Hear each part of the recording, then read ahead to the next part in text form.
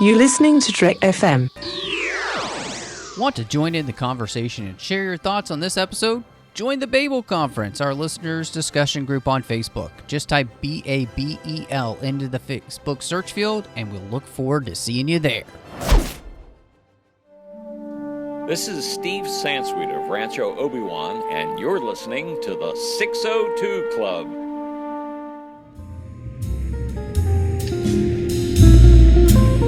There was a little bar in Mill Valley where all the Starfleet trainees used to go. The 602 Club. You know it. I was there more times than I can remember.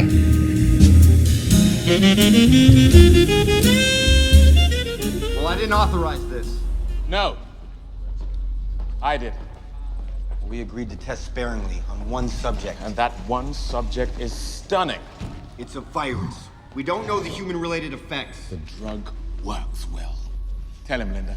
For starters, Koba scored a perfect 15 on the Lucas Tower. Every test result verifies its effectiveness. No more tests. What are you... Not until we have a better understanding of what we're dealing with. Look, I'll tell you exactly what we're doing. Look, just give us a minute. Excuse me, put the egg back in the cage and be gentle. Well, I'll tell you exactly what we're dealing with here.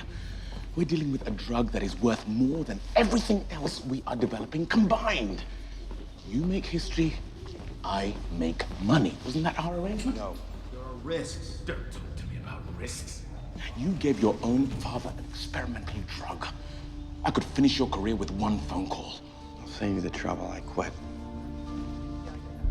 We will proceed without you. Look, you don't know what you're doing. These tests need to be contained. You have no idea if the 113 is stable, what kind of damage it can do to people. Well, that is why we test it on chimps. Isn't it? Welcome, everybody, to the 602 Club. I am so excited to be here this week as we are starting a new series, as we are building to our war for the Planet of the Apes, and that means that we need to start from the beginning with these films and talk about Rise of the Planet of the Apes, and then, of course, Dawn of the Planet of the Apes. And I figured I needed somebody who was super excited about this like I am. Also, what do we call those fans? Are they ape nights, or I don't know? Brandon, what do we call fans like this? I've never actually read what an Apes fan would be called. Are they just ape fans? We're just monkeys, I guess. Yeah, no, because we're apes. We're apes. Yeah, remember they make that distinction in the movie. So I don't know. I've never heard of any term used to describe ape fans. Like, I remember when I was a kid, we had the big debate because we didn't know how to say it for X-Files fans, because I didn't know what a cinephile was or a something file. So we called it a Philly, the only thing I'd ever seen it was a magazine. So we called it, if you're a fan of the X-Files, an X-Philly is what we called it, right? But now that I'm older, I know that it was an X-File, right? But yeah, I've never heard of anything for apes. So maybe we should, we'll think about that. Let us know what you think. In fact, that's a great question. What would you call Apes fans? Let us know. You can find us all over the place on Twitter, Trek FM, Facebook at facebook.com/Trek FM. We've got our listeners-only discussion group, which is a great place to talk about the things that we talk about here on Trek FM. All the shows, not just the 602 Club. You could find that on Facebook. Type Babel into the search field on Facebook because it's called the Babel Conference. Or if you're on the website at Trek.fm, you can hit discussion on any of the menu bars, and that'll bring you in, and you can answer this question for us. We don't know. Or maybe you just want to write us an email, and so that means you could go over to Trek.fm/contact. You could choose a show, choose the 602 Club, and that would come to me and any of the hosts that are on that week. And so, yeah, I mean, that's a great question. I'd really love to know what we're supposed to call ape fans, instead of maybe just apers, apeites, apets, I don't know. I do have a question for you, though, Brandon, as we are diving into the Apes franchise. Now, we're going to be covering, as it is, this trilogy that's leading up to the original Planet of the Apes.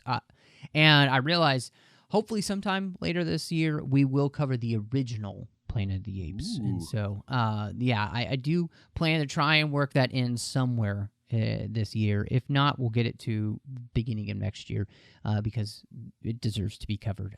But I kind of wondered When this movie came out, because it was 2011, what was your expectation going in, especially when you kind of saw the trailers and this whole thing? I was pretty excited going into it because it looked different. I remember in 2001 when the Tim Burton remake came out, I was very, very excited. Less said about that, the better.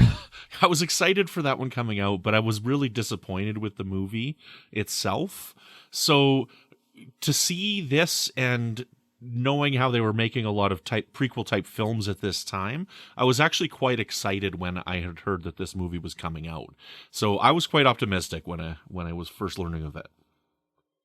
Yeah, it's funny because, you know, I'd seen the original Planet of the Apes. The original Planet of the Apes is a classic. It's fantastic as a movie. Mm-hmm. And I'd never really seen any of the other films in the series because I'd kind of heard mixed reviews of them, and I just never got into them.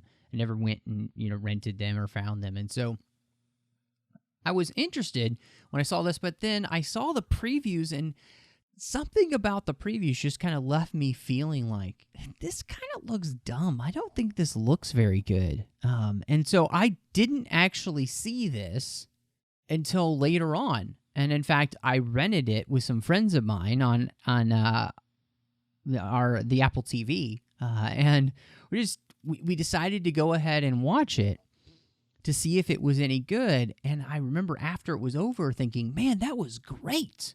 That was really good. I'm giving away, you know, what I thought of the movie already, but spoilers. It was a shocker because I went into it thinking this doesn't look very good. And then, in fact, that same night we actually rented the original Planet of the Apes afterwards and watched that. And what was so good about it is that it seemed to really fit, you know, like it made sense.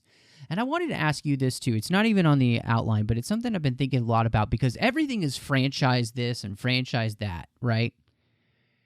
I'm watching the extras last night on the Blu-ray, and they're talking about this movie. And they mention, look, we would like to make more of these, but we have no idea if we'll be able to.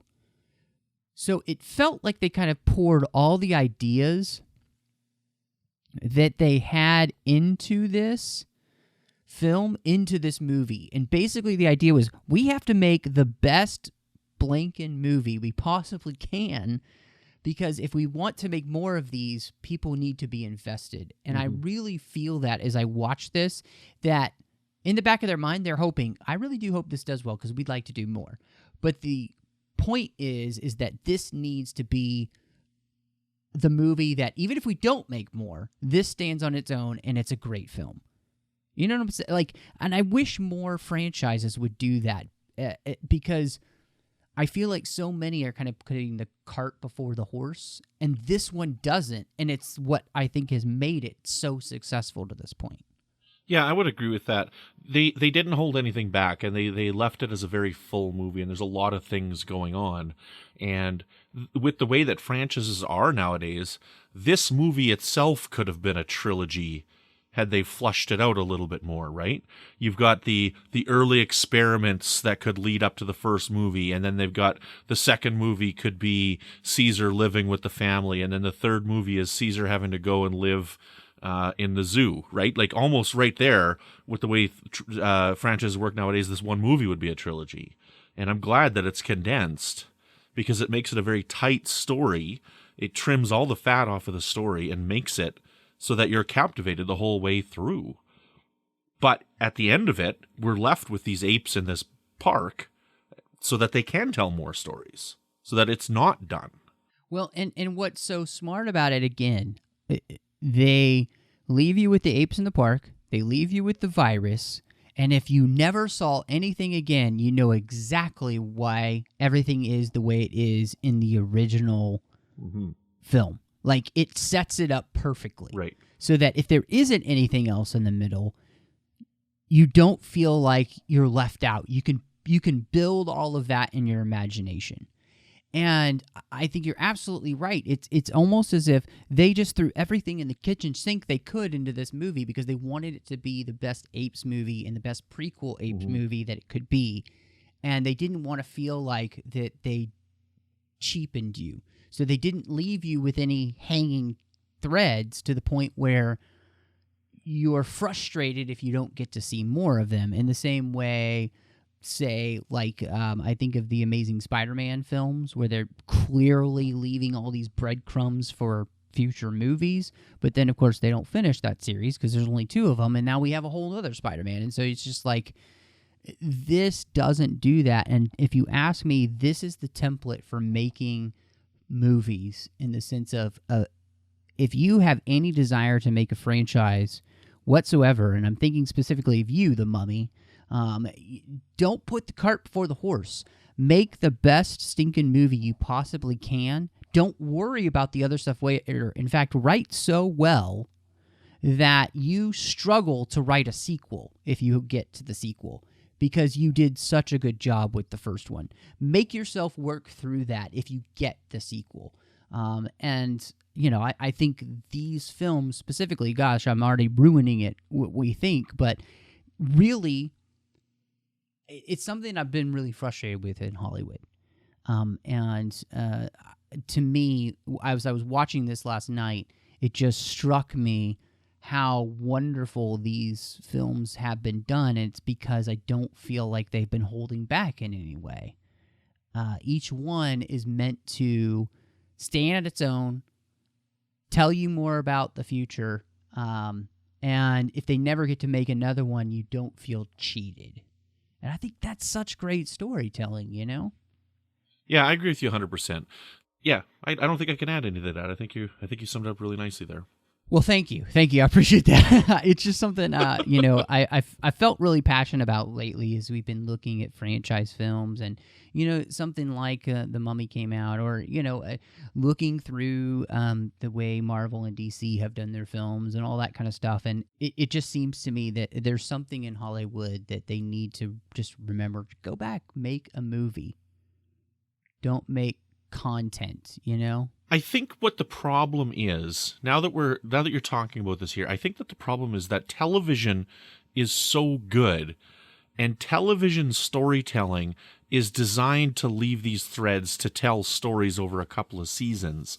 And because television has become so good, they're trying to bring that element into movies, but it's not as successful because the story itself, like a movie, isn't as long as a season.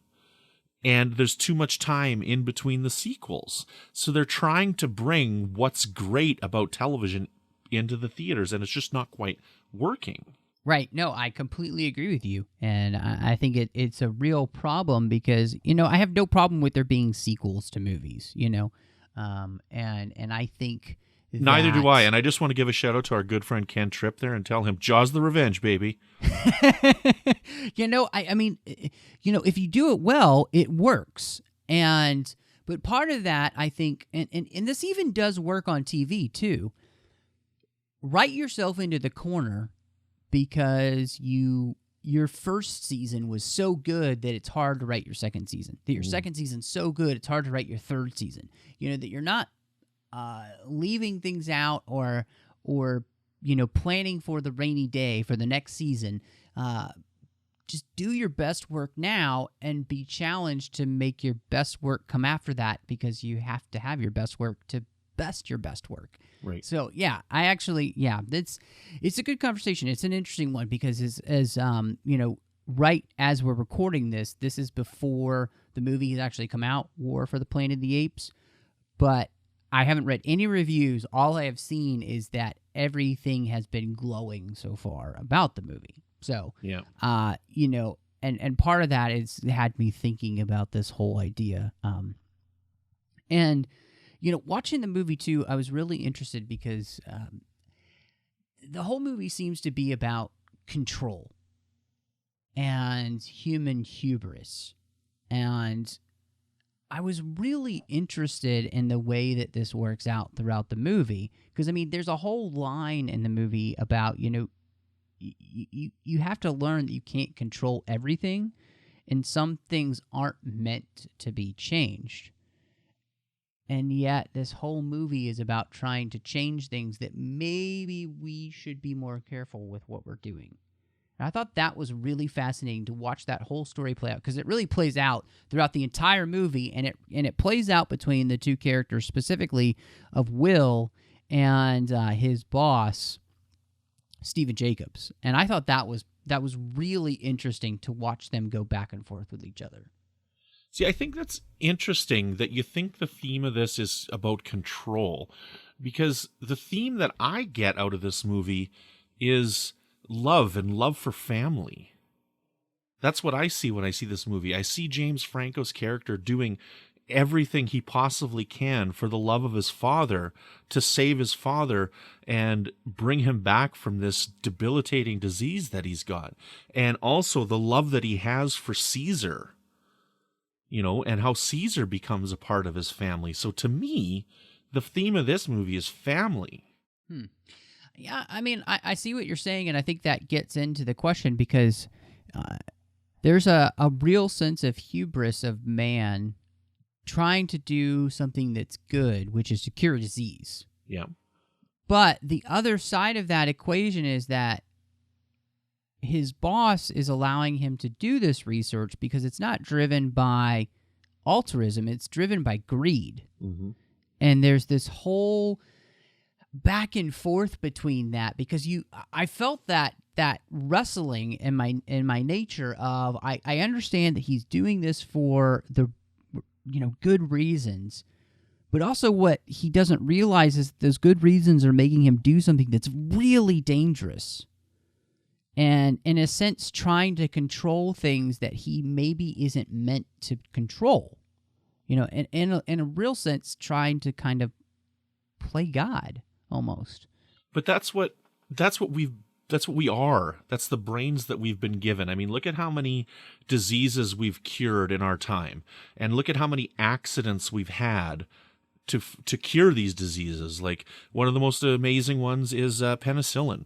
That's come from mold. Like these accidents that have come across these cures, and the accident that discovered that there was extra benefits, which made Caesar smarter. But again, he went back to the drawing board because the original cure that he made for his father stopped working because his father adapted even more. His father's body didn't take the medication anymore, so he needed to go and try and make something stronger, right? So it's not he's not trying to make this thing to make people smarter. He simply wants to save his father. No, absolutely. But the thing about it is that what he's using is something that is very dangerous, which is he's legitimately created a virus to attack a disease. Mm-hmm. And that's what I'm saying. Like, it's not as though it's a bad thing what he wants to do, which is to be able to cure Alzheimer's and be able to cure his father. Yeah. Right? That's there's nothing wrong with that. Right.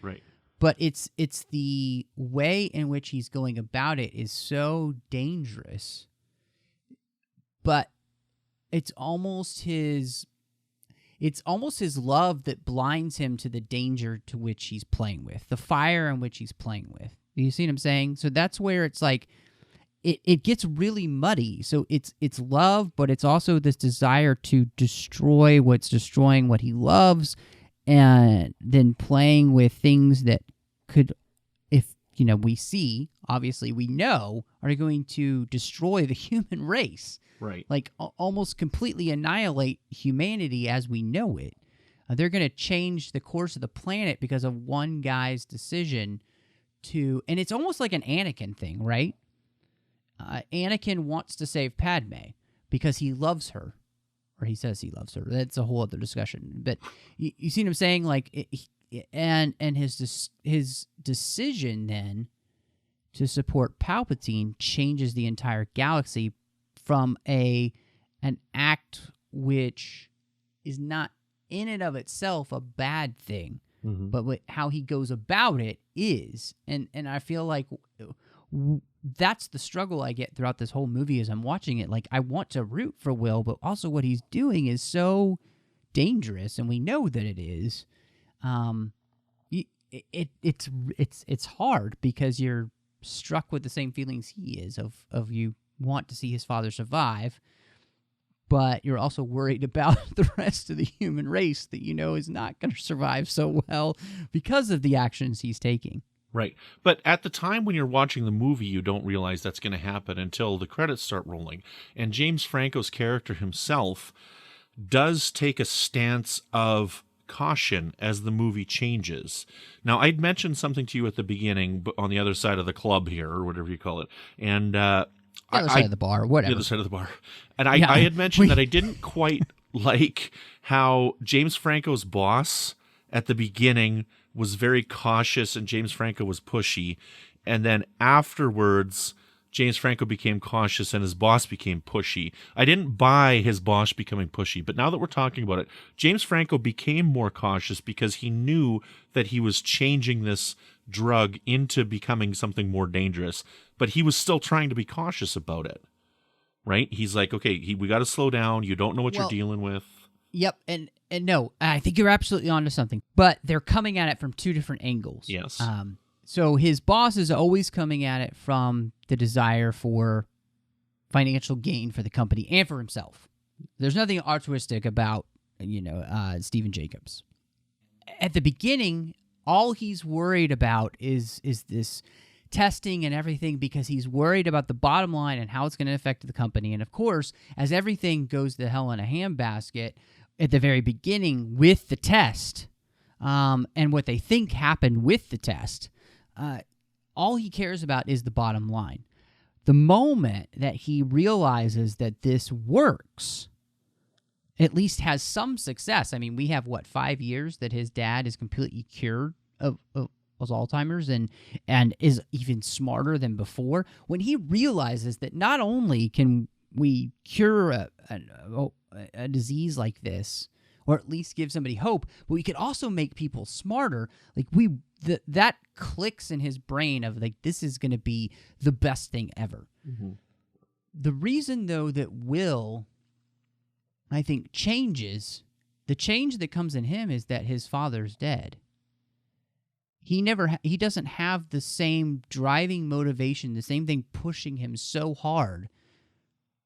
And it allows him, I think, to see the danger that he's actually been in the whole time that he couldn't see before because his obsessive love for his father and his need to try and change that situation, to kind of control it, have been maybe not making him as discerning as he should have been the whole time. And once his father's removed from the situation, I think he can see more clearly because there isn't anything blinding him to that fact. Does that make sense? And that's why those two characters kind of make that switch. But it's not really a switch all that much. It's just that the more rational person that Will has always been comes back because the kind of the irrational feelings of love and wanting to save somebody have gone away finally because his father's not there anymore to be driving that. See, but that switch happened before his father died, right? He went back to the company to do the research because the medicine was losing its effect and he wanted to try and make something more potent. Right, but remember, his father rejects the medicine and he's died. But that's after he creates the new one. Right. But my point is that I think he has the switch because something in him realizes that there isn't something quite right with what he's created in the 13. And he's wanting to slow down and do this correctly, make sure they're really testing it.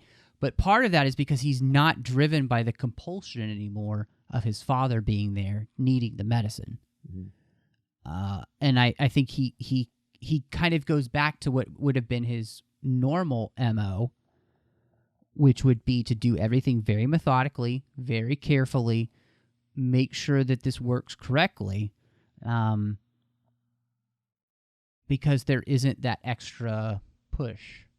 Okay, so we might be just a little bit off on our thing here, but it might be the same thing. See, I interpreted that he switched his attitude prior, a little bit before that, and I guess he's a little more cautious now because he thought that the original one was this wonder drug that stopped working. So he's like, okay, if this wonder drug stops working, I better take my time to make sure that the new wonder drug stays working. Yeah. So I mean, from the timeline I'm remembering it, having watched it, he doesn't make the actual switch until his father's died. And I think it's before it. So yeah, let us know who's right, listeners. So that's what you're here for. But I think it really does. It makes for an interesting discussion on the idea of making these kind of decisions and the fact that there really is a sense of human hubris to this, because neither of these two guys are actually necessarily truly thinking about all the ramifications of things. And part of it is that the scientist who can make this happen, Will, is driven by something that's pushing him to not follow the rules that are there for a reason, which is to keep the human race safe when doing something as extensive as these kind of drug trials. Mm-hmm. Yeah, and that's what I love about this. I think this movie is so rich and so deep because it touches on so many different parts of humanity, and it doesn't demonize, I don't think, necessarily, for the most part, those two characters, and it doesn't glorify them either. It just kind of presents them to you as like, this is who we are, and these are the dangers with which we face as the human race as we try to do these different things. And I think that's pretty fascinating. It also kind of leads me to think about the whole idea of, we talked about love, that Will loves his father and he loves Caesar. He comes to really care about him. Obviously, Caesar is much more than just an ape at that point. He really is a person, and there's this real power of betrayal for Caesar, and it was really interesting to watch that turn when he thinks that he's been betrayed by Will and finds a new family to protect. And I thought that was really interesting to see the way in which, no matter who you are, whether you're Caesar, the super smart ape, or you're just a human in general, how we as human beings react when we feel that we've been betrayed. Yeah, it's a hurtful scene because I see the love that James Franco, I'm sorry, I'm bad with the characters' names. I know James Franco's name more, but the love that James Franco has for Caesar and how he has to get him taken away because Caesar attacked this neighbor, right? And with Caesar feeling betrayed and finding this new family of apes, it's also fascinating to watch because it's watching him figure out how to manipulate the system within this new house that he's in, this cage, right?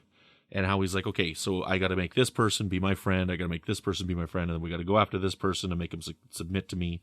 And it's really fascinating to watch, right? And I completely believe it, that as an ape is getting smarter, he would figure these things out. Which, the best line of the movie has to be when Maurice signs to him, "Apes are stupid." Because Caesar's like rationalizing with him about how, one ape by himself, gets broken with the stick, but then he puts many together and like apes stronger together. Right. And Maurice is like, "Apes are stupid." As you watch the apes fight over nothing on the ground. And I think what's so interesting is the way in which the different, and it's a causality thing, like each thing leads the characters to make a different decision, and Caesar's a part of that. And so he sees, Will has betrayed me. I'm in this new place, but do I really deserve to be here? And if I'm going to get out of this, the only way to do that is these apes need to be smart like me if I'm going to survive. Yeah. If we're going to survive. And I thought, man, that's a really, the idea of you can't survive alone. You have to have somebody with you. Yeah, you got it. And he's smart enough to know what he has to do in order to make these other apes smart. He's watched Will give the medicine to his dad, right? So he knows what this medicine does and how it helped his dad because he watched him. He watched him at the beginning when he wasn't so smart, right? So it is a case of family. So here we are again with the theme of family, and he's got this new family of apes that Caesar has to take charge of and become the father figure for this new family. Well, and it's interesting, too, because, even though Caesar's been betrayed by Will, he also acts like Will. Like, he's been raised to value other people. He's been raised to protect family, all of those things. And I think that makes it for a really fascinating thing that even though, like a child who might feel betrayed by their parents, it's kind of hard to completely ignore everything that your parents taught you that you actually know is right. And so, Caesar then, as they're making their grand escape, their ape escape, it's the Great Ape Escape. Sorry. Anyway. That he is also trying to protect as much human life as possible. Like, he's not taking human life needlessly. He's trying to make sure that the other apes are respecting that human life because he knows it's valuable, and their only goal is to get to the forest and disappear. Right. Their goal isn't to massacre humans. And I thought that is just... It's so interesting to watch the way in which the morality that Will has and what he's kind of brought by example Caesar to see. Caesar then, even though he feels betrayed by Will, can't take away the good influence that Will and his father have been on him. Yeah, exactly. I think you're right. I'm wondering... for you, I remember when this movie first came out, and part of, I think, my trepidation about it and thinking, like, that doesn't look very good was honestly the casting, and part of that, the main part was this James Franco. Like, I just, like, at that point in 2011, I was like, could he really, like, if I gonna... Why I don't know. do There's people something not like James Franco? I don't know. I do like James Franco now. I think it's in 2011. I hadn't really seen him in anything that I can remember that really made me think, oh, he's going to carry this movie. I am glad that Tobey Maguire was not in this film. Tobey Maguire was Spider-Man, right? Yeah, no offense to Tobey Maguire, but I think just James Franco really does a fantastic job in this movie, and I think it's his ability to be aloof sometimes as the scientist, but then be the caring son and the loving parent to a super smart ape.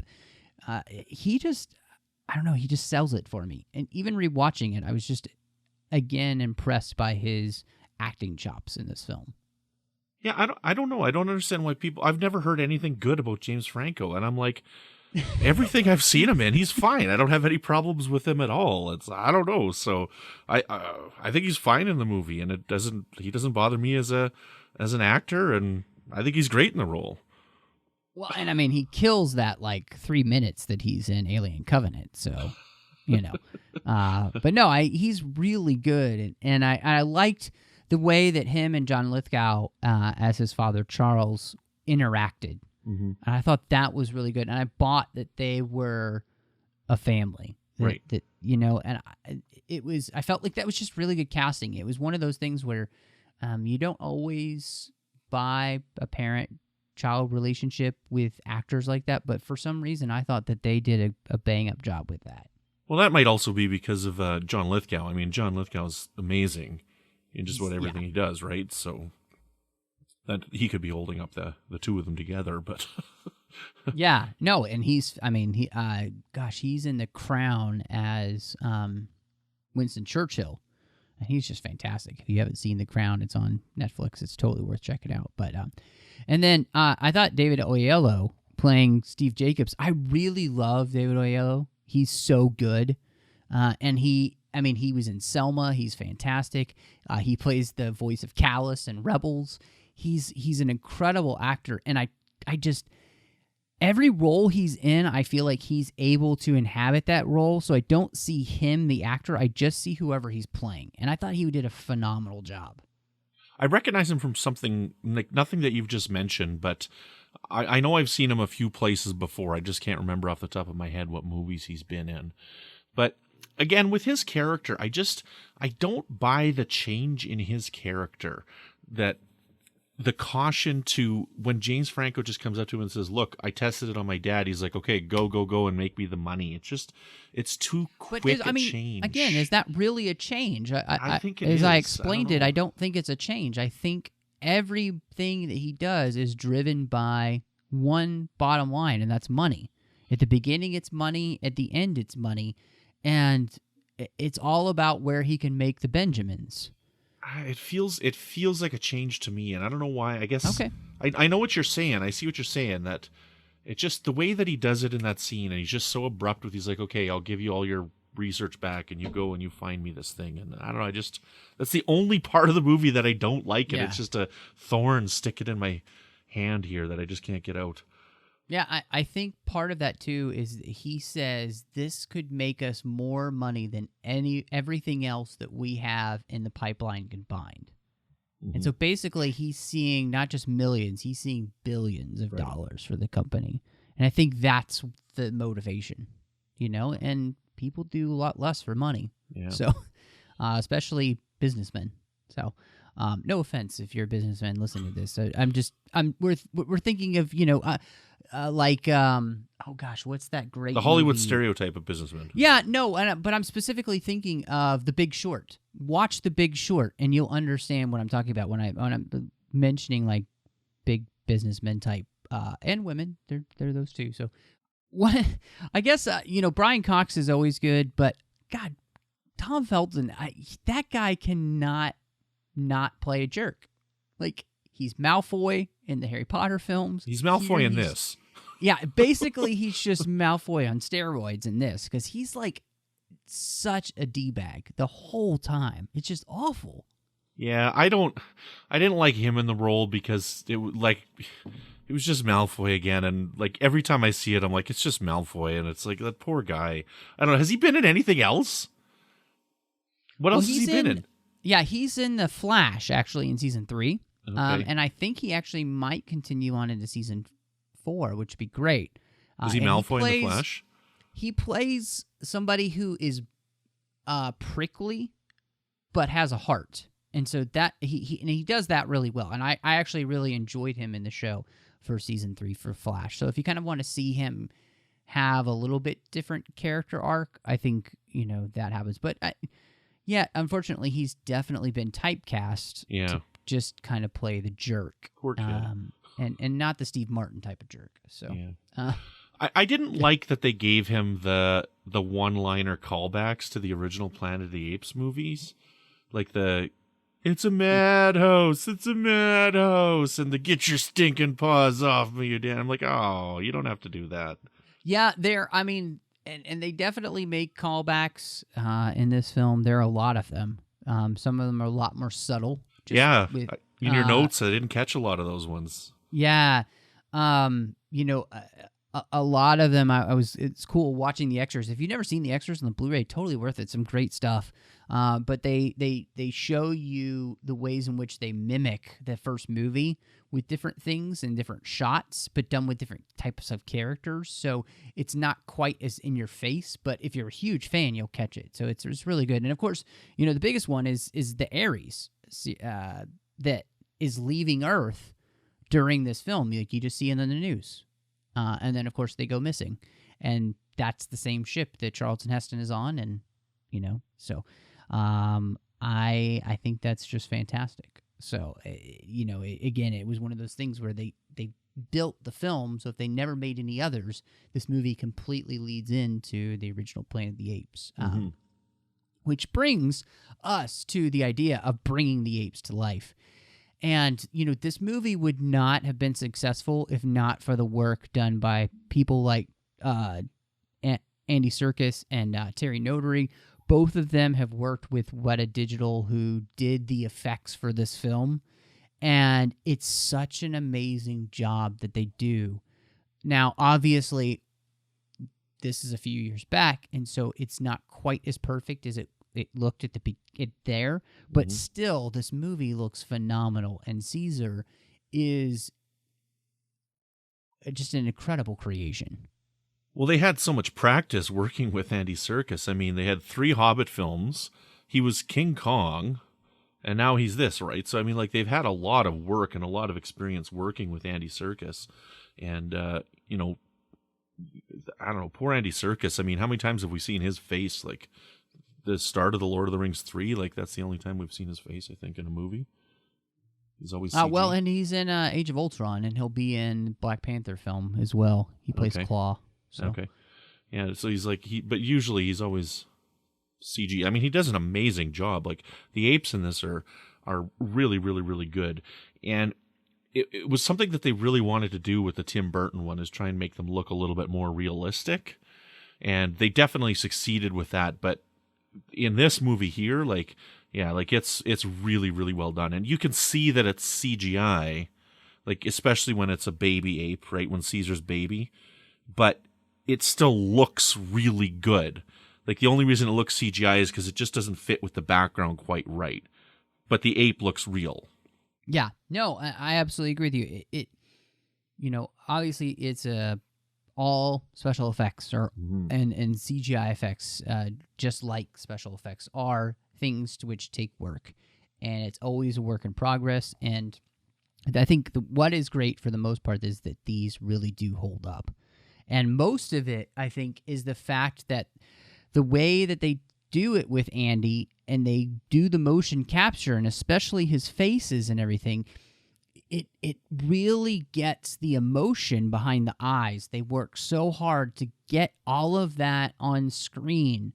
And the little movements that he does, especially when he's becoming more and more cognizant, is just phenomenal. And so I think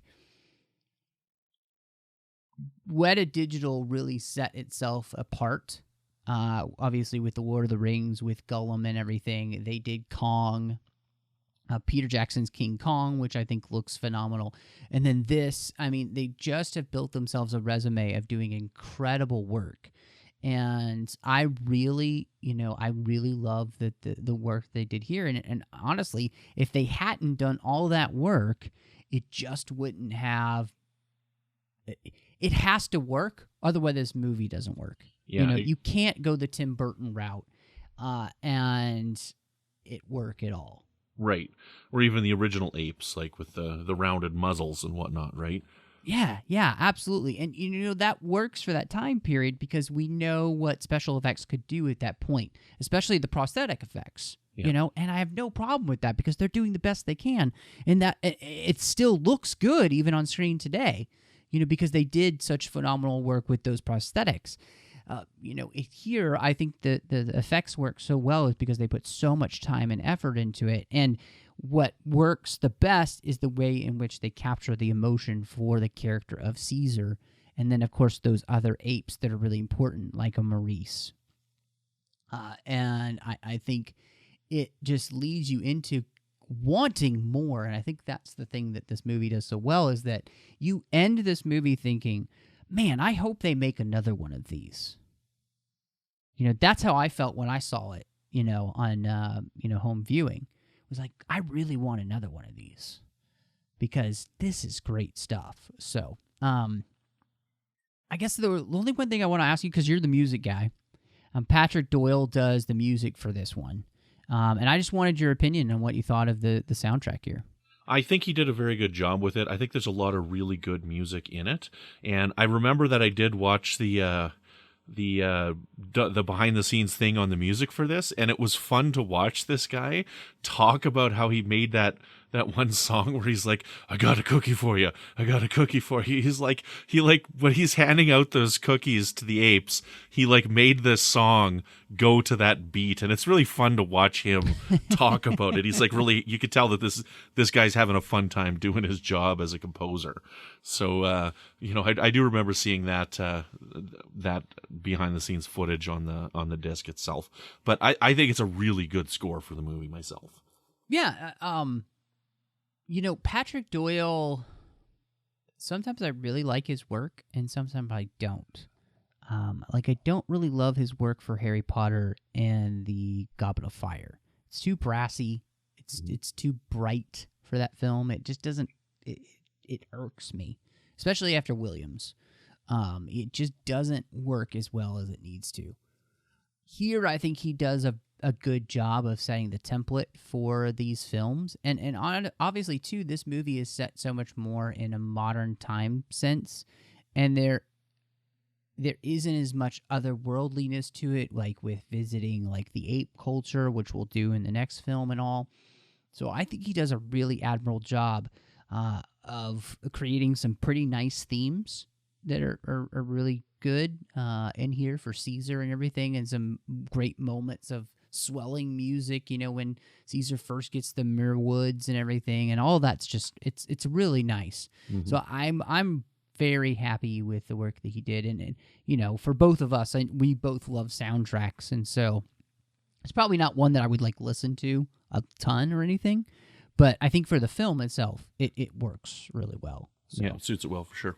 Yeah, absolutely. And honestly, that's the most important thing. Whether I want to listen to it a lot when I'm at home or working or whatever, it just needs to work for the movie. And that's the main goal of any composer, is to make that happen. So yeah, I mean, I had John Jackson Miller on Melodic Treks, and we talked about the music for Escape from the Planet of the Apes, which I love that movie, and the music fits the movie very well. But on its own, it's not a very good soundtrack to listen to, just by itself. Yeah, absolutely. And I mean, there are plenty of them like that, but their goal is to service the material of the film and not necessarily be something that you want to sit and listen to, while you're doing whatever at home or out or whatnot. So, I want to add one more thing. I want to we kind of talked about it a little bit, but I want to add the ending scene, like in the end credits, the post-credits stuff with the... let's do it. The pilot and how it just shows it spreading and whatnot. Like, I've talked to my wife about this. I have a fear that when the world ends, it's going to be because of a plague. Right, so I totally believe this. You've been watching too many zombie movies? Not zombies, just a disease like this, where people are going to get sick and just die, and it's going to like The Stand, this. I'm following along. Mike Schindler's doing a great podcast over on the Talk Film Society called Soderbergh 2828, and so I've been watching all Steven Soderbergh's film, and he did Contagion. Right, so I recently watched that too. Yeah, that movie is like freaky scary. Yeah, I totally believe that that's how the world's going to end, and I really love this movie as a prequel to the original Planet of the Apes movie.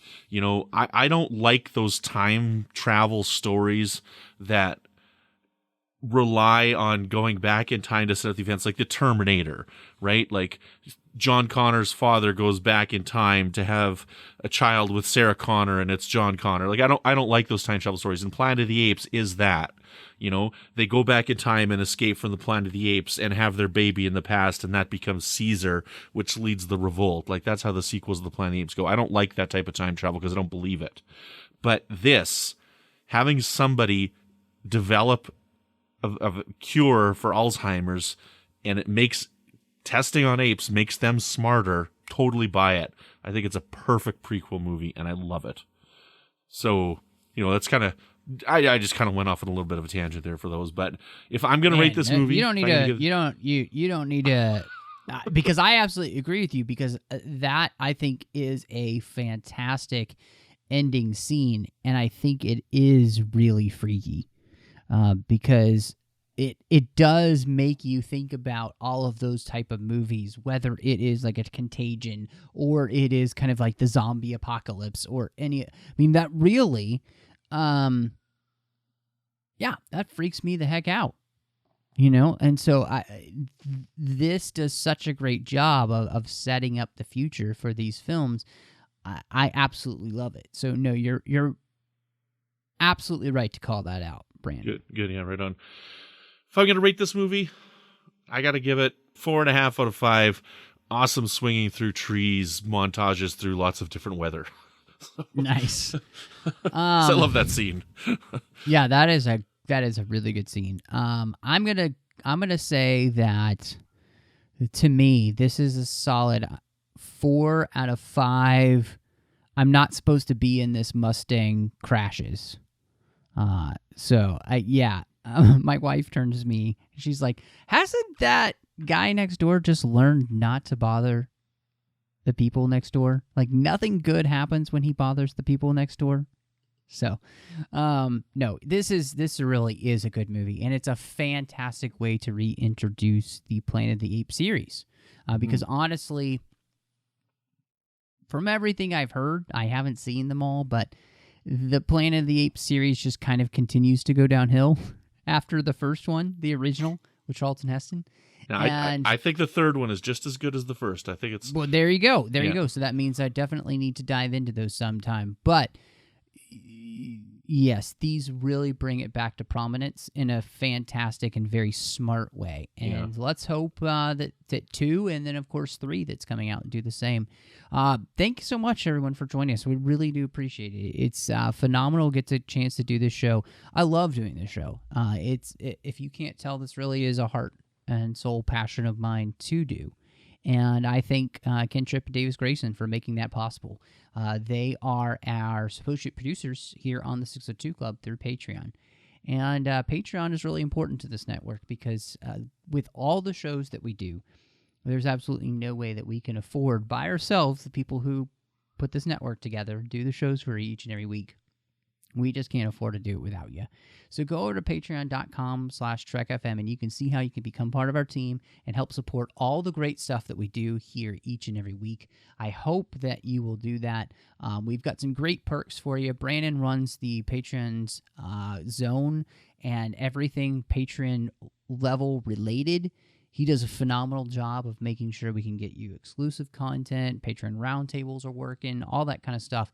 Again, it's patreon.com/TrekFM where you can be a part of our team. Now, Brandon, before we get out of here and before you go hit the banana bucket, where can we find you? Well, you can find me eating deep fried bananas and peanut butter and banana sandwiches, and you can find always money in the banana stand. You can find me on Melodic Treks, which is all about the music of Star Trek, and you can find me with my friend Floyd co-hosting Warp 5, which is Trek FM's Star Trek Enterprise podcast, which is a lot of fun.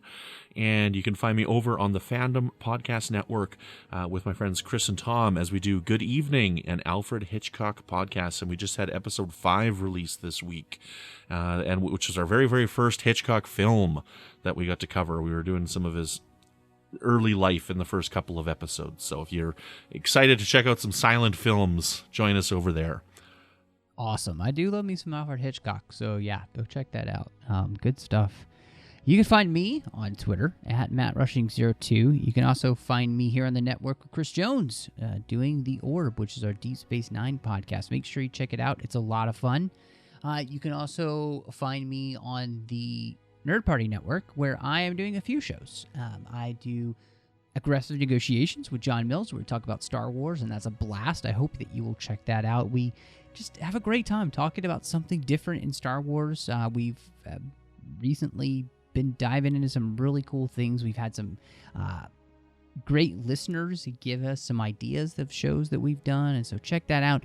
I'm doing Owl Post, a Harry Potter podcast with Drea Kaufman, and we're walking through each and every chapter of Harry Potter, which is really cool because Harry Potter just turned 20 a couple of days ago as the recording of this podcast on June 26th. The book has been out for 20 years, the first one. So it's the perfect time to celebrate Harry Potter with Owl Post. And last but not least, I'm doing a brand new podcast called Cinema Stories. And this is all about film through the lens of faith. and we've done a few shows now. Our first show, we talked about Guardians of the Galaxy 2. We did Wonder Woman. We did the live-action Cinderella film from Disney that came out a few years ago. And our newest episode is on Man of Steel. I hope you'll check out the show. You can find all of these on Apple Podcasts or wherever you get your podcast catchers, wherever you get your podcasts. Whatever you use, you can find Cinema Stories and every other show that I'm a part of. So thank you so much for joining us, and y'all come back here